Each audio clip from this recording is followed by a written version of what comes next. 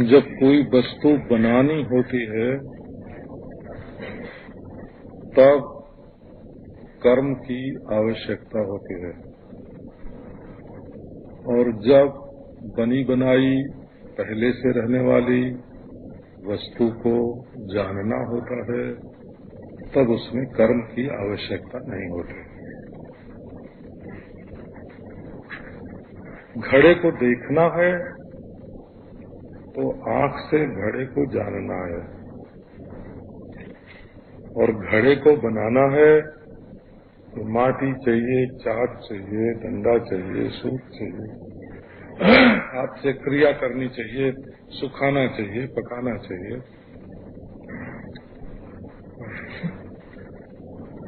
ये आत्मा जो है ये स्वयं सिद्ध है, इसलिए जानने मात्र से ही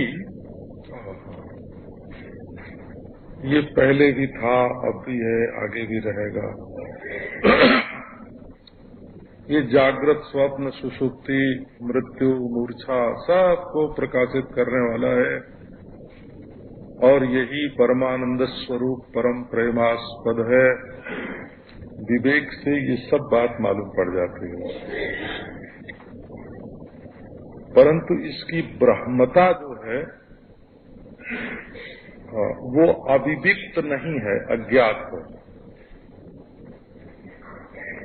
दो चीज होते हैं ना, तब विवेक होता है कि ये मैं नहीं हूँ, ये मैं नहीं हूँ, ये मैं नहीं हूँ। पर इसका जो ब्रह्मपना है वो अविविक्त नहीं है, अज्ञात है। उस अज्ञान को दूर करने के लिए ज्ञान की आवश्यकता होती है।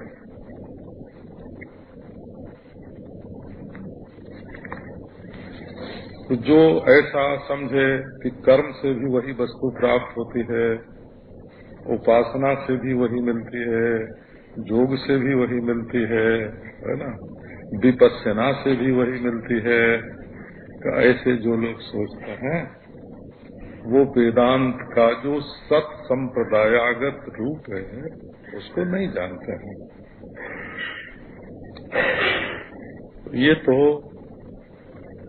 विवेक की प्रधानता से, और उसमें विवेक में भी जो अन्य रूप से भास रहा है वो बुद्धि में कल्पित है, और जो स्वरूप से भास रहा है उसमें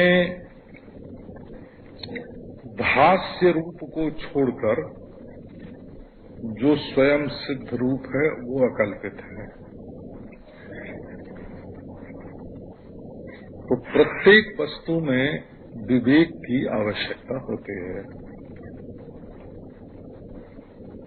विवेक के बिना तो खाना, पीना, चलना, बोलना पशुओं का सा हो जाता है।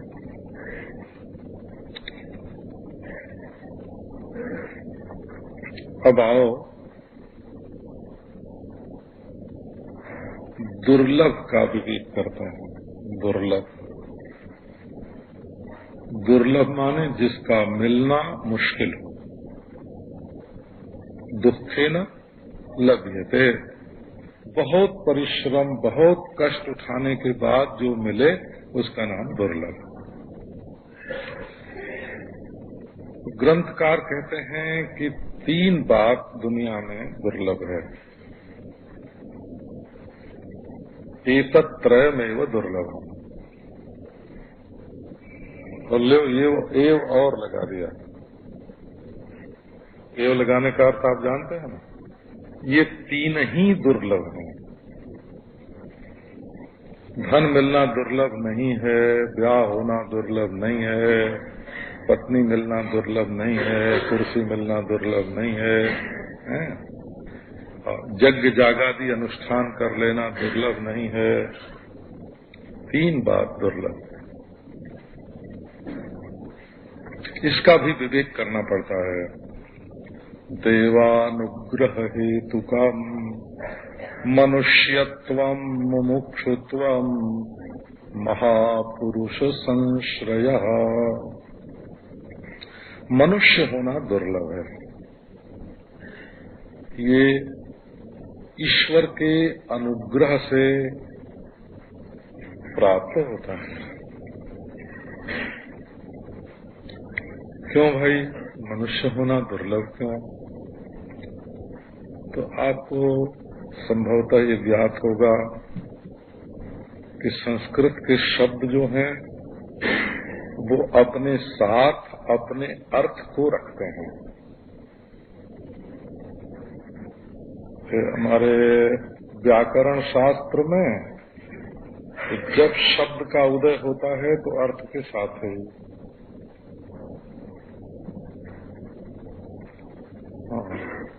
ये लोग दो तरह का शब्द मानते हैं। एक स्फोट शब्द होता है, स्फोट बोलते हैं, स्फुटति अर्था अस्मात्। वो भीतर जो बैठा हुआ अर्थ है उसको लेकर उदय होता है। व्याकरण साहित्य के जो रीति ग्रंथ हैं वे शब्द और अर्थ को एक ही मानते हैं, संपृक्त मानते हैं, मिले हुए हैं। पूर्व मीमांसा के जो आचार्य हैं वो शब्द का अर्थ के साथ औत्पत्तिक संबंध मानते हैं। ये नहीं कि जैसे एक देश में हरी झंडी रास्ता साफ, लाल झंडी रास्ता बंद, दूसरे देश में लाल झंडी रास्ता साफ, हरी झंडी रास्ता बंद। ये जो आपस में इशारे बनाए हुए होते हैं ना, ये एक्स किरण है। एक्स माने क्या? तो ये एक संकेत बाद में रख दिया गया।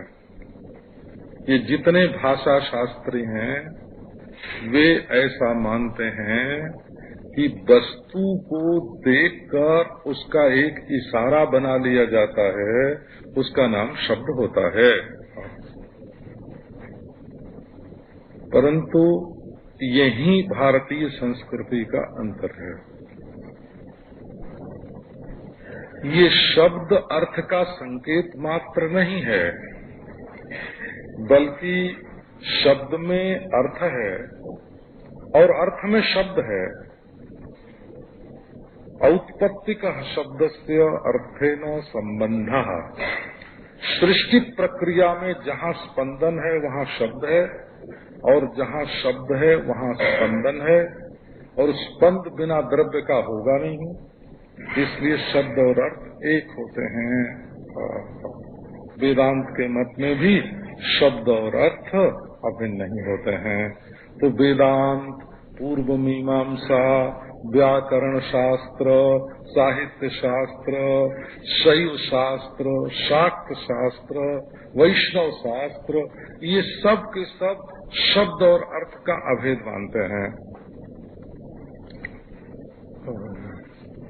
शब्द का उदय कहाँ से होता है, वो किस अर्थ को लेकर होता है, इससे पूर्व जन्म भी सिद्ध होता है, इससे उत्तर जन्म भी सिद्ध होता है। बड़ी अद्भुत हमारी सारी प्रक्रिया ही छूट जाए यदि शब्द को केवल इशारा मात्र, संकेत मात्र मानने लग जाएं।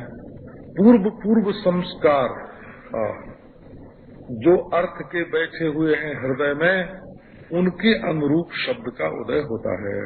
पूर्व जो शब्द बैठे हुए हैं उनके अनुरूप अर्थ का उदय होता है। यहाँ तक कि द्रव्य के साथ भी इनका संबंध है। तो इस पर ज्यादा चर्चा न करके शास्त्रियों का विषय है। मनुष्य शब्द को लो, मनुष्य दुर्लभ है, मनुष्यत्व दुर्लभ है। मनोरपत्यम इति वैयाकरणाः, मनसा सीव्यति इति नैरुक्ताः। मनुष्य शब्द का अर्थ क्या है? जो मनु की संतान है, जो श्रद्धा और मनन दोनों को लेकर इस सृष्टि में अवतीर्ण हुआ है। मनु का बेटा है। और मनसा सीव्यत, मन से कार्य कारण के संबंध को जोड़ लेता है, ऐसा नैरुक्त लोग कहते हैं। इसके पहले क्या था, इसके पहले क्या था, इसके पहले क्या था, सृष्टि को देखे और सृष्टि के कारण को समझ जाए और इसके बाद क्या होगा, इसके बाद क्या होगा, इसके बाद क्या होगा, सृष्टि को देखे और उसकी प्रलयावस्था को समझ जाए। और सृष्टि और प्रलय में जो एक ही वस्तु विद्यमान है उसको देख ले, उसका नाम होता है मनुष्य, मनुष्यत्व। अच्छा, अब दूसरा अर्थ देखते हैं। एक होते हैं उद्भिद प्राणी, जो धरती को छेद कर निकलते हैं, अंकुर। उनमें चेतना की एक कला विकसित होती है। दूसरे होते हैं स्वेदज, जिनमें चेतना की दो कला विकसित होती है। तीसरे होते हैं अंडज, उनमें चेतना की 3 कला विकसित होती है, जो अंडे से पैदा होते हैं। जो धरती छेद के पैदा होते हैं पेड़ पौधे, उनमें भी चेतना है, परंतु एक कला। जो पसीने से पैदा होते हैं जुएं, खटमल आदि, उनमें भी चेतना होती है, पर चेतना की केवल एक कला का विकास होता है। बिजली तो पूरी है, परंतु आपका बल्ब कितना पावर ग्रहण कर सकता है, बल्ब अलग अलग होते हैं। ऐसा है। अंडज, ये पक्षी हैं, चिड़िया, जो अंडा फोड़ के निकलते हैं, इनमें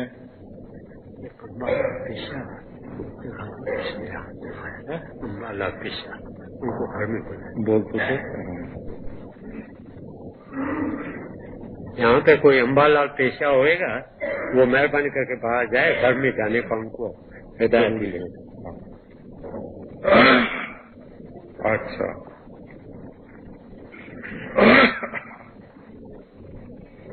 अच्छा जी। जरायुज, चौथे होते हैं जरायुज।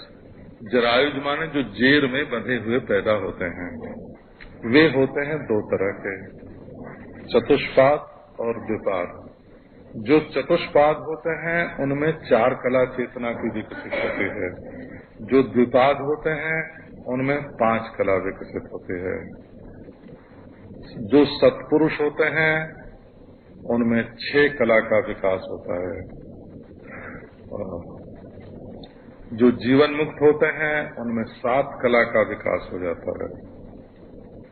और इसके बाद उसकी संज्ञा अवतार हो जाती है, जब 8 कला, 9 कला, 10 कला चेतना का विकास जीवन में होता है। तो आप मनुष्यत्व पर विचार करें।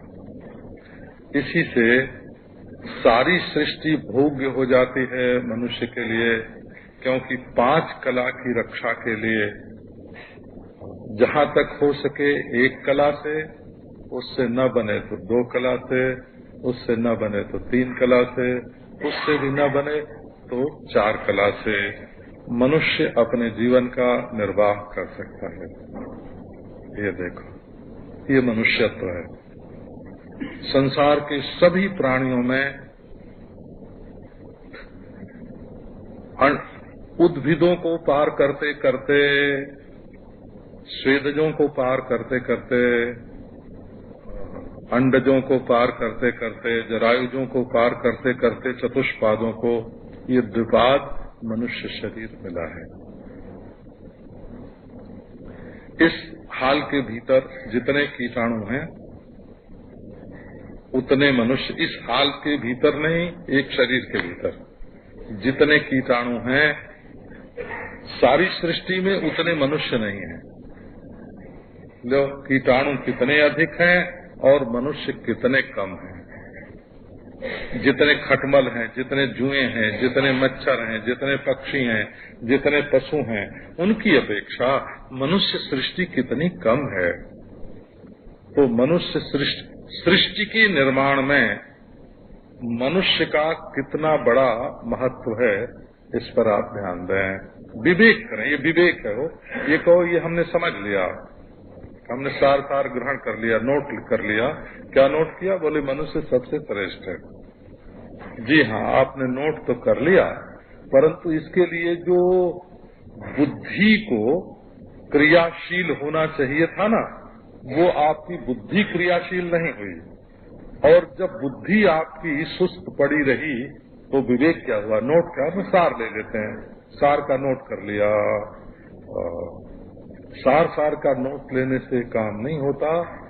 विवेक जागृत होना चाहिए अपनी बुद्धि में।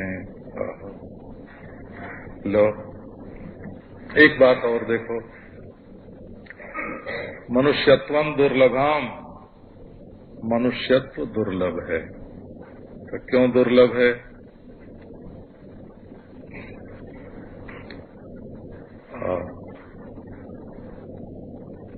परब्रह्म परमात्मा जो है अपना स्वरूप, उसमें 3 भाव माने जाते हैं, सद्भाव, चिद्भाव और आनंद भाव। अब विवेक करो, आपके जीवन में चिद भाव का प्रकाश कहाँ है, आनंद भाव का प्रकाश कहाँ है और सद्भाव का प्रकाश कहाँ है? कर्म करने के लिए इतना बढ़िया हाथ, इसी को देख के श्रुआ बनाया गया हो हवन करने के लिए, कितना बढ़िया हाथ, 10-10 उंगलियां, ये 5-5 है ना, ये पंचभूत की पूर्णता को ही सूचित करते हैं। 5-5 उंगलियां दोनों हाथ में।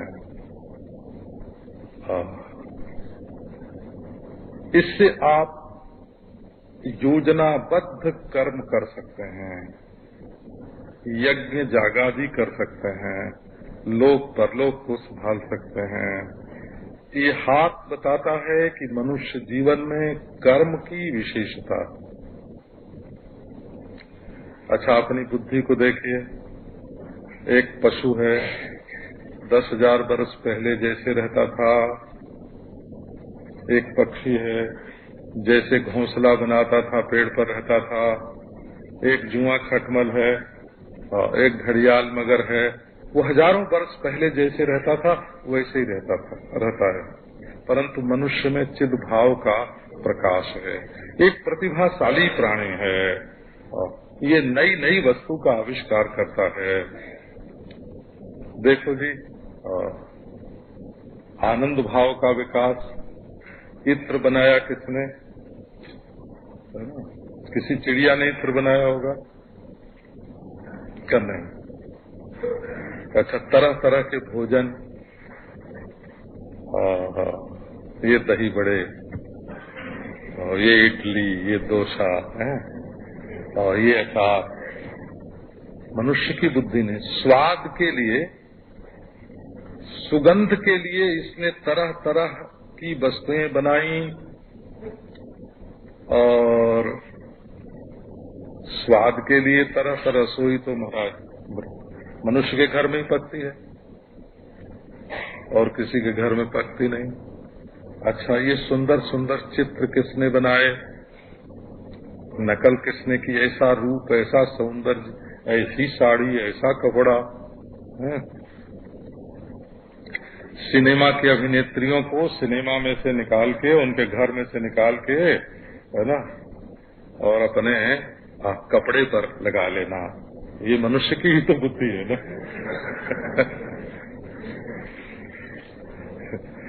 देखो, चिद भाव का ये प्रकाश हुआ। लो, बहुत बढ़िया। कठिन कोमल कितने तरह स्पर्श बनाए, कैसी सज्जा हो। डनलप किसने बनाया? पशु ने कि मनुष्य ने? ये रुईदार गद्दा किसने बनाया?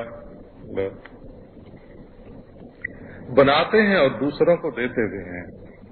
ये संगीत महाराज, ये ये आलाप है, कई आसावरी है, कई गणाश्री है, कई भैरवी है।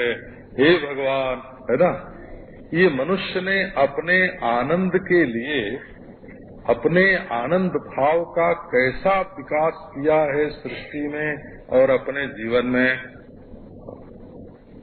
तो आनंद भाव की प्रियता, चिद भाव की प्रतिभा और सद्भाव, क्या बढ़िया मकान बनाया आपने रहने के लिए, क्या बढ़िया बढ़िया काम किए।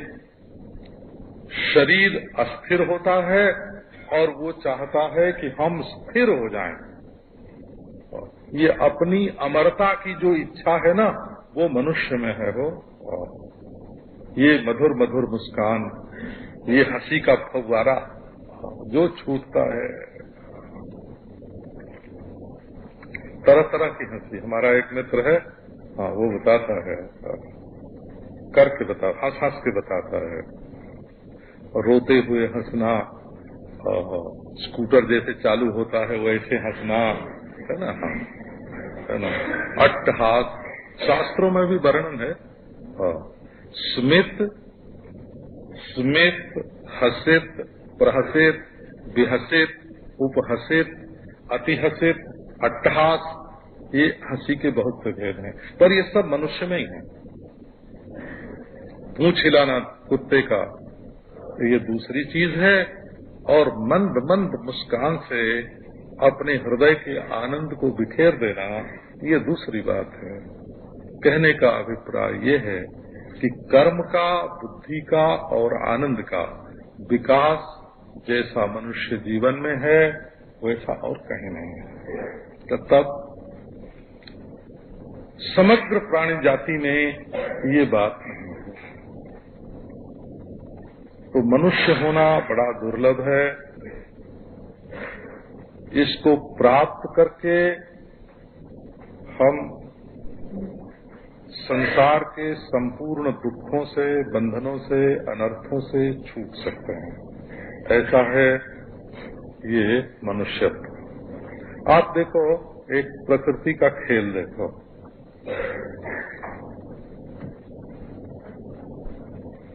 हम सोचते हैं कि आप विवेक की बात को आदर की दृष्टि से देखेंगे। पेड़ पौधे होते हैं, वो अपने पांव से अपनी खुराक ग्रहण करते हैं और ऊपर को बढ़ते हैं। उनको ऊर्ध्व स्रोत बोला जाता है शास्त्र में। पांव से भोजन लेते हैं और ऊपर को बढ़ते हैं। प्रकृति ने उनको बढ़ने के लिए अभी बहुत सा अवकाश दिया हुआ है। और पक्षी आगे से लेते हैं और उनका भोजन पीछे को जाता है। तिर्यक स्रोत उनको बोलते हैं। परंतु ये जो मनुष्य शरीर है, ये अधः स्रोत है। माने अब ये जो भोजन करते हैं ये नीचे को जाता है। हाथ पांव ऊर्ध्वमूलम अधः शाखम, इसकी शाखाएं नीचे हैं। सिर जड़ है और ये हाथ शाखा है, ये आंख है, नाक है, कान है, सब शाखा ही हैं। ये पांव है, मूत्रेंद्रिय हैं, ये सब के सब शाखा हैं। तो ये अधः स्रोत हो गया मनुष्य। इसका अर्थ विद्वानों ने ये निकाला है कि प्रकृति स्वयं में प्राणी को जितना उन्नत बना सकती थी, मनुष्य को बना दिया है। अब ये ऐसी जगह आ गया है जहाँ हाथ से परमेश्वर को पकड़ ले, बुद्धि से परमेश्वर को पकड़ ले, परमेश्वर के आनंद का अनुभव कर ले और परमात्मा की सत्ता से अपनी सत्ता को मिला दे, अपनी अजरता अमरता का अनुभव कर सके। ऐसे स्थान पर प्रकृति ने इस मनुष्य को पहुंचा दिया है। औरों को स्वयं बढ़ने की गुंजाइश है, परंतु ये पूर्णता पर पहुंचा हुआ मनुष्य यदि स्वयं अपना भला करे तब इसका भला होगा। उद्धरेदात्मनात्मानम नात्मानम अवसादयेत्, आत्मैव हि आत्मनो बंधु, आत्मैव रिपुरात्मनः। शंकर भगवान मनुष्यत्व को बहुत दुर्लभ बताते हैं। यहाँ आप अपने आत्मा का उद्धार कर सकते हैं, उद्धार कर सकते हैं। जैसे कोई एक गड्ढे में गिरा हो, वो सरकते सरकते चलते चलते ऐसी जगह पर पहुंच गया, पानी बढ़ा, कुएं में पानी बढ़ा और वो ऊपर आ गया। अब ये उसका काम है कि किनारे को पकड़े, माटी को पकड़े और कुएं में से निकल जाए। उद्धरेद आत्मनात्मानम, ये मनुष्यत्व ऐसे स्थान पर पहुंच गया है। इसमें क्या है एक खास बात, ये कुछ लोगों के लिए तो हम नमूने के तौर पर ही सुना रहे हैं।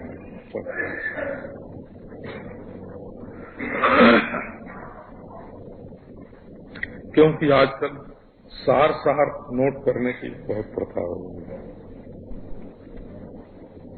परंतु सार की व्युत्पत्ति क्या है, उस सार की व्याकृति क्या है, इस बात पर तो ध्यान नहीं देते हैं। इसमें ईश्वर का अनुग्रह है, इसका क्या अर्थ है? पहले ग्रह हो तब अनुग्रह हो।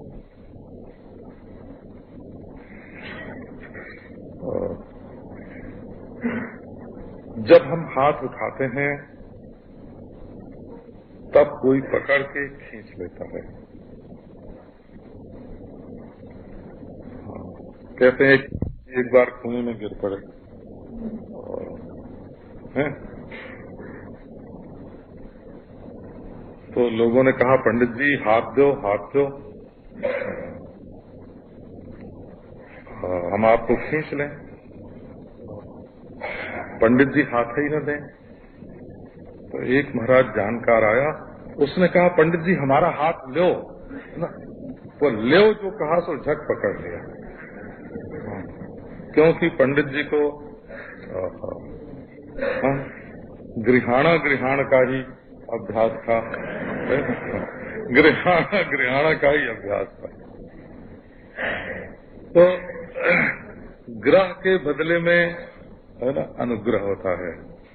ये मनुष्य शरीर की रचना ऐसी हो जाती है जो ईश्वर के साथ मिलती जुलती है। श्रीमद् भागवत में तो ऐसा वर्णन आता है कि ईश्वर ने मनुष्य को पुरुषाकार बनाया, अर्थात अपने जैसा बनाया। इसका अंतःकरण ऐसा है, उसमें ईश्वर प्रतिबिंबित होता है और पूर्णता का अवतरण हो सकता है। असल में ईश्वरानुग्रह का अर्थ इतना ही है, इस मनुष्य शरीर में आप आनंद की पूर्णता का अनुभव कर सकते हैं, ज्ञान की पूर्णता प्राप्त कर सकते हैं और अविनाशी जीवन प्राप्त कर सकते हैं। माने अविनाशी ईश्वर, पूर्ण ज्ञान स्वरूप ईश्वर, पूर्णानंद स्वरूप ईश्वर आपके हृदय में प्रकट हो सकता है। इसलिए ये ईश्वर के अनुग्रह का पात्र है। देखो एक श्लोक है, बहुत साधारण, परंतु वो फक्कड़ों के गाने की पुस्तक अवधूत गीता के प्रारंभ में भी है। वो फक्कड़ों के गाने की वस्तु है, उसमें व्याकरण वाकरण का ज्यादा ख्याल नहीं है। और विद्वद भोग्य खंडन खंड खाद्य में भी है और श्लोक एक ही है। ईश्वरानुग्रहादेवो पुंसाम अद्वैत वासना महद भय परित्राणा द्वित्राणाम उपजायते। ये खंडन खंड खाद्य में भी ये श्लोक है, जो विद्वत भोग्य ग्रंथ है और ब्रह्म कोटि के महापुरुष जिसका गान करते हैं मस्ती में आकर, उस अवधूत गीता में भी है। ईश्वर के अनुग्रह से ही मनुष्य के मन में अद्वैत की वासना उदय होती है और ये बड़े बड़े भयों से बचा लेती है और सृष्टि में 2-3 को होती है। मनुष्याणाम सहस्रेषु कश्चिद यतति सिद्धये यततामपि सिद्धानाम कश्चिन माम वेत्ति तत्वतः। मनुष्याणाम सहस्रेषु कश्चित, लो कट गई तो बात। मनुष्याणाम का अर्थ हुआ कम से कम 3000। मनुष्याणाम सहस्रेषु, सहस्रेषु है ना, सहस्रंच सहस्रंच सहस्रंच, और अनंत न करें अर्थ, तब भी सहस्रेषु का अर्थ हुआ 3000 में एक आदमी, कश्चित। और उनमें भी हजारों में कोई सिद्ध होता है, और हजार हजार सिद्धों में भी कोई कोई परमात्मा को प्राप्त होता है। तो ईश्वर की कितनी कृपा है कि आज हमको ये मनुष्य शरीर मिला हुआ है।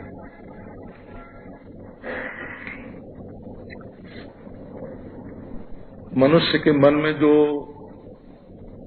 लिस्ट बनती है ना, तो ऐसे बनती है कि हमको ईश्वर ने क्या नहीं दिया, हमको ईश्वर ने क्या नहीं दिया, हमको ईश्वर ने क्या नहीं दिया। इसका रजिस्टर लोगों के पास रहता है, परंतु ईश्वर ने क्या क्या दिया है, वहां से आया क्या क्या है? और आपके रजिस्टर में ये लिखा ही नहीं जाता है ना? ईश्वर पर आपका क्या क्या बाकी है कर्ज, ये तो आपको मालूम है, पर ईश्वर ने आपको क्या क्या दिया है ये आपको मालूम है। महद भय परित्राणा, हम लोग पहले बचपन में इसको महद भय परित्राणाद विप्राणाम उपजायते ऐसे पढ़ते थे, पर बाद में महद भय परित्राणा विप्राणा ऐसे आ गया। मनुष्यत्व, तो मनुष्य होकर के मुमुक्षा होना, मुमुक्षा माने जिन बंधनों में आप फंसे हैं। आप असल में किसी भी बंधन में नहीं होते हैं, ये आपका मन का मोह है।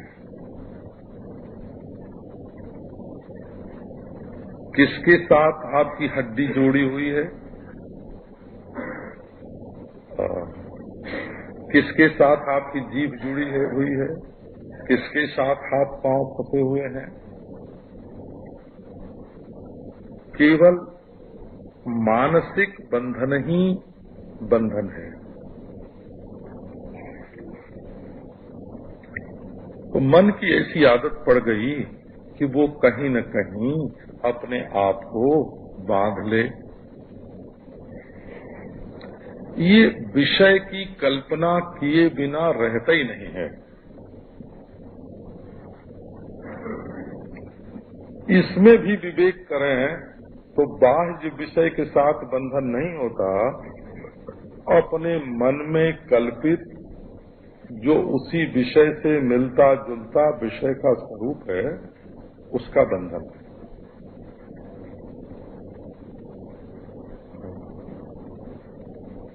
विषय भी कल्पित है और बंधन भी कल्पित है, क्योंकि वो मन में है।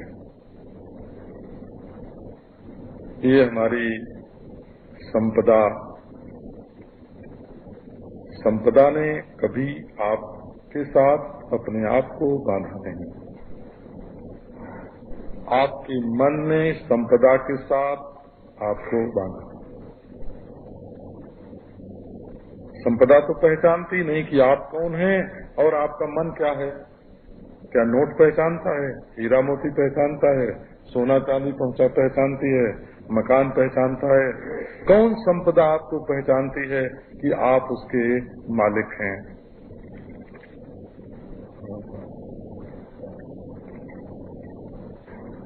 कौन संपदा पहचानती है कि आप उसके मालिक हैं? झूठी ममता, झूठा मोह, ये सब मन का खेल है, मन का। तो यहाँ तक कि जो मन में है वही विषय में है। अंतःकरण ही मन है और अंतःकरण ही विषय है। दोनों तत्वतः दो नहीं है। मन कल्पित संबंध है, तो मुमुक्षा होनी चाहिए। मुमुक्षा माने मोक्तुम इच्छा, मोक्तुम इच्छु मुमुक्षु तस्य भावा मुमुक्षुत्व। अच्छा, हम तो बंधन में ही सुख मानते हैं, तो मान लो थोड़े दिन बाद में तुम्हारी स्वतंत्रता जब उभरेगी, जब बंधन में सुख बुद्धि मिट जाएगी। बंधन में सुख बुद्धि माने भ्रम। ये कितने शब्द ऐसे होते हैं जो देखने में दूसरे लगते हैं, उनका अर्थ दूसरा होता है। ये भागवत के प्रथम श्लोक में विनिमय शब्द है, विनिमय। तेजो वार मृदाम यथा विनिमय। तो विनिमय शब्द का अर्थ वहाँ लेन देन नहीं है कि मिट्टी गई पानी में, पानी गया मिट्टी में। पंचीकरण नहीं है वो। विनिमय का अर्थ पंचीकरण नहीं है। तब क्या है? अध्यास है। विनिमय माने विनिमय बोध। विनिमय बोध माने भ्रम। इसलिए विनिमय शब्द ही लक्षणा से वहाँ अध्यास का बोधक हो जाता है। ऐसी प्रक्रिया है। कभी कभी कुछ देखो, श्रीमद् भागवत में एक अरि शब्द है, अरि। तो वो शत्रु का वाचक नहीं है। अरि अरि अरया ऐसा रूप उसका नहीं चलता। वो तो अरि अरिणी अरिणु ऐसा रूप चलता है। कैसे? अरा संत्यस्य इति अरि अरि। तो चक्र का वाचक हो जाता है, चक्र का, जिसमें अरे हों, रथनाभा विवारा, ऐसे शब्दों का अर्थ भी समझना पड़ता है। अब आपको मुमुक्षा शब्द का अर्थ बताते हैं। इसमें एक से छूटना है और छूटने की इच्छा है। वर्तमान के बोध के द्वारा, विद्यमान के बोध के द्वारा अन्य के बंधन से छुटकारा की इच्छा है। स्व के बोध के द्वारा स्व का बोध हो जाने पर अन्य के बंधन से छुट्टी है, ये ज्ञान, ये मुमुक्षा है। आप अपने स्वरूप को भूल गए हैं। आपका स्वरूप कौड़ी कौड़ी इकट्ठा करने का नहीं है। आप स्वयं परमानंद स्वरूप।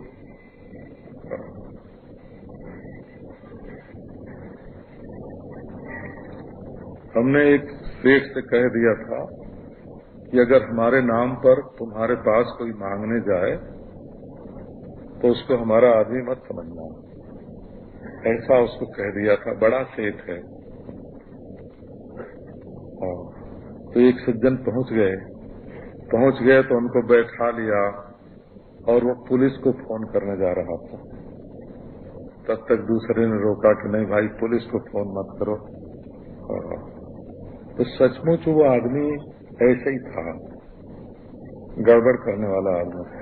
बहुत दिन की बात है, 25-30 वर्ष की बात है। तो ये जो बात है ना, क्या गड़बड़ होती है जिंदगी में। हम किसको छोड़ना चाहते हैं आपको बताना है? धन को नहीं छोड़ना चाहते हैं, हम मकान को नहीं छोड़ना चाहते हैं, हम आदमी को नहीं छोड़ना चाहते हैं, हम असल में दुख को छोड़ना चाहते हैं, दुखदाई को छोड़ना चाहते हैं। अच्छा, अब दो टूक कह देते हैं। ये आजकल जो समझाते हैं ना कि ये अनात्मा है और तुम आत्मा हो, ये जड़ है तुम चेतन हो, ये अनित्य है तुम नित्य हो, इसके समझाने से ईश्वर की कृपा से कोई असर आपके ऊपर देखने में नहीं आवेगा। ये हमसे सुन लीजिए, है ना। तो कोई वस्तु अनित्य होने से ही क्या छोड़ने योग्य हो जाती है? आप बताओ। हैं? जैसे आप भोजन करते हो, रोटी अनित्य है कि नहीं? शाम को बासी पड़ जाती है। चावल दाल अनित्य है कि नहीं? सब्जी अनित्य है कि नहीं? दही बड़ा अनित्य है कि नहीं? तो यदि किसी ने आपको समझा दिया कि ये संसार अनित्य है, तो क्या आप संसार से मुमुक्षु हो जाएंगे? संसार को छोड़ना चाहेंगे? नहीं होगा। ये अवैज्ञानिक है, मनोविज्ञान के बिल्कुल विपरीत है। अच्छा, कोई समझावेगा, देखो जी ये जड़ है और तुम चेतन हो। अच्छा, तो यदि ये बात समझ में आ जाए कि स्त्री पुत्र आदि जड़ हैं और धन मकान आदि जड़ हैं और शरीर जड़ है, तो क्या जड़ समझ के आप छोड़ सकोगे इसको? यदि जड़ समझ के छोड़ने लगो तो सब नोट छोड़ देना पड़ेगा। नोट तो जड़ ही होता है? चांदी सोना भी जड़ ही होता है। तो असल में प्रक्रिया ये है। अब वो जब सत संप्रदाय में जब तक संतों का संग नहीं मिलेगा, तब तक ये प्रचार करने वाले लोग तुम्हारे दिल में कोई बात बैठा नहीं सकते। प्रचारक अपने लिए होता है और सत्पुरुष का उपदेश दूसरे के लिए होता है।